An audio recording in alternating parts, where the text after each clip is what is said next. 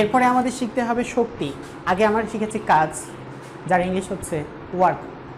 শক্তির ইংলিশ হচ্ছে এনার্জি। তারপরে লাস্টে ক্ষমতা আছে, ক্ষমতা হচ্ছে পাওয়ার। তো শক্তি বা এনার্জি কাকে বলে? কোনো একটা বস্তুর কাজ করতে পারে কিনা, আমি কাজ করতে পারি কিনা, আমি এখানে পড়াচ্ছি, আমি পড়াতে পারি কিনা, সেটা নির্ধারিত হচ্ছে আমার শক্তি আছে কিনা।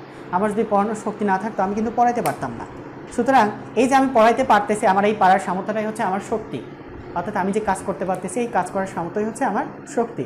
সে কারণে সংজ্ঞাটা এরকম যে কোনো বস্তুর কাজ করার সামর্থ্যকে ওই বস্তুর শক্তি বলা হয়।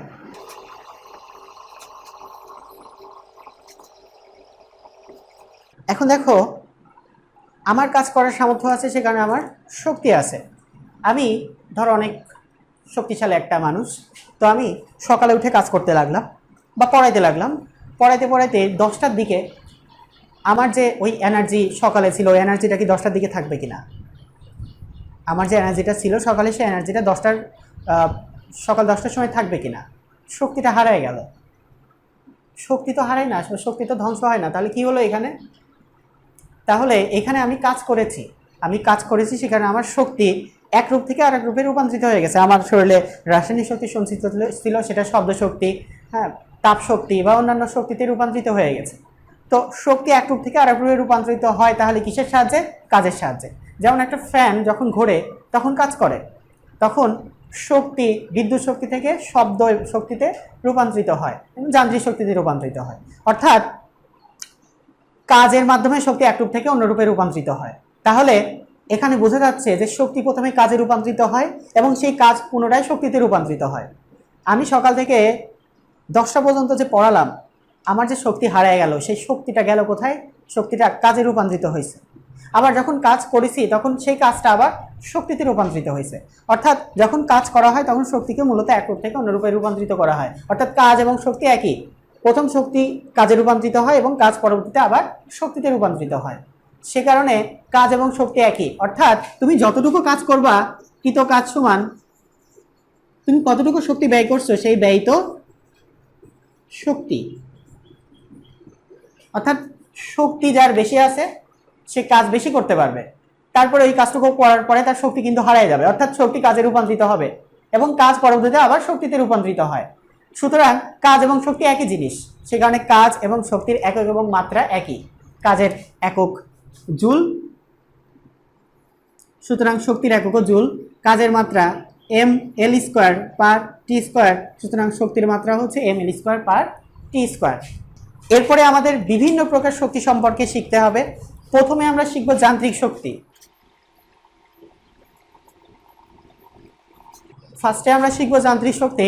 যান্ত্রিক শক্তি হচ্ছে কোনো একটা বস্তুর অবস্থান বা গতির কারণে বস্তুটা যে শক্তি লাভ করে সেটাই হচ্ছে ওই বস্তুর যান্ত্রিক শক্তি। এখন অবস্থানের কারণে একটা শক্তি লাভ করে, সেই শক্তিটা হচ্ছে বিভব শক্তি, আর গতির কারণে একটা শক্তি লাভ করে সেটা হচ্ছে গতিশক্তি। সুতরাং যান্ত্রিক শক্তি দুই রকম, একটা হচ্ছে বিভব শক্তি আর একটা হচ্ছে গতিশক্তি। তোমাদের বইতে এই বিভব শক্তি আর গতিশক্তি নিয়ে একটু বিস্তারিত আলোচনা আছে। বাকি যে শক্তিগুলো আছে, প্রায় অনেক প্রকার শক্তি আছে, সেই শক্তিগুলো নিয়ে অল্প অল্প আলোচনা করা আছে। এই দুটো শক্তির রাশিমালা প্রতিপাদন শিখতে হবে, বিভব শক্তির রাশিমালা প্রতিপাদন, গতিশক্তির রাশিমালা প্রতিপাদন। তো আমি প্রথমে গতিশক্তি শিখব, গতিশক্তির রাশিমালা প্রতিপাদনটা ফার্স্টে শিখব। গতিশক্তি হলো গতির কারণে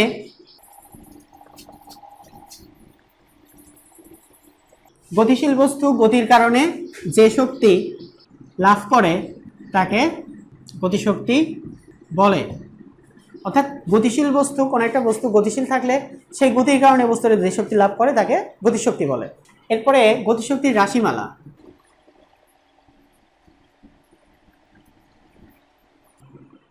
এরপরে আমাদেরকে শিখতে হবে গতিশক্তির রাশিমালা। গতিশক্তির রাশিমালা প্রতিপাদন। দেখো, এখানে একটা বস্তু আছে, এই বস্তুটা স্থির অবস্থায় আছে। তো এই বস্তুটার ভর হচ্ছে এম ভরের কোনো একটা বস্তু স্থির অবস্থায় আছে, এম ভরের কোনো একটা বস্তু স্থির অবস্থায় আছে, অর্থাৎ আদিবেগ ইউ সমান 0।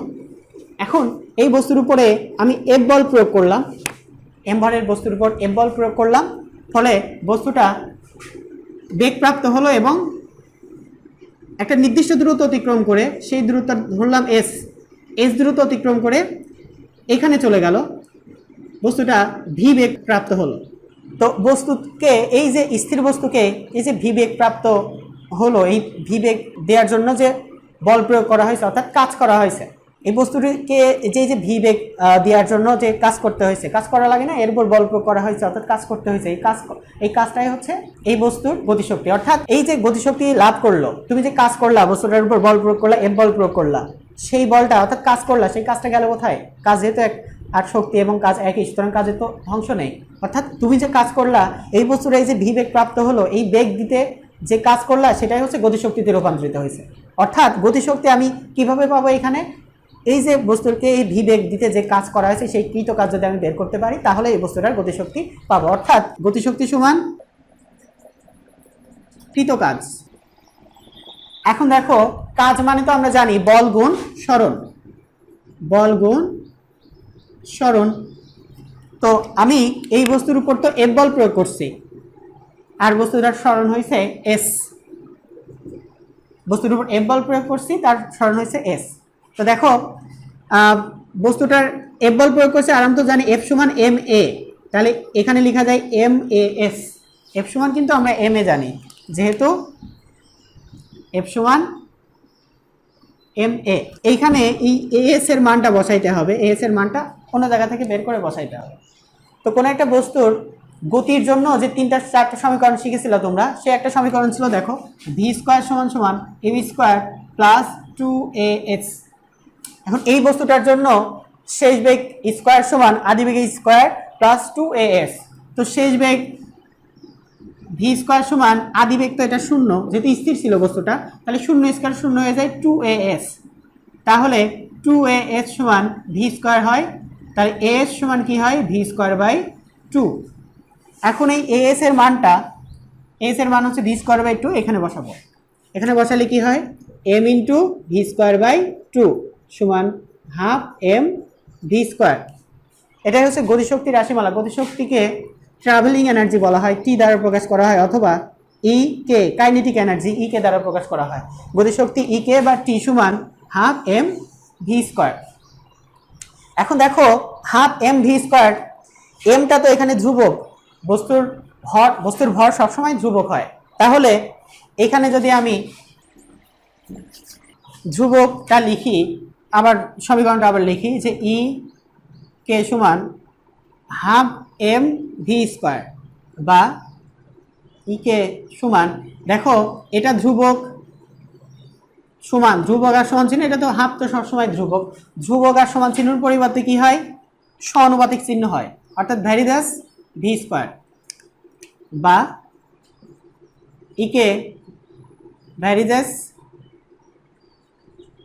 বেগের স্কোয়ার। অর্থাৎ গতিশক্তি বেগের বর্গের সমানুপাতিক। এটা কিন্তু প্রমাণ আসতে পারে, যে প্রমাণ করে যে কোন একটা বস্তুর গতিশক্তি বেগের বর্গের সমানুপাতিক, অর্থাৎ গতিশক্তি বেগের বর্গের সমানুপাতিক। এই হচ্ছে গতিশক্তির রাশিমালা। এই সমীকরণটা খুবই গুরুত্বপূর্ণ, তোমরা সমীকরণটা মুখস্থ রাখবা, অঙ্ক করার সময় কাজে লাগবে। ই কে সমান হাফ এম ভি স্কোয়ার।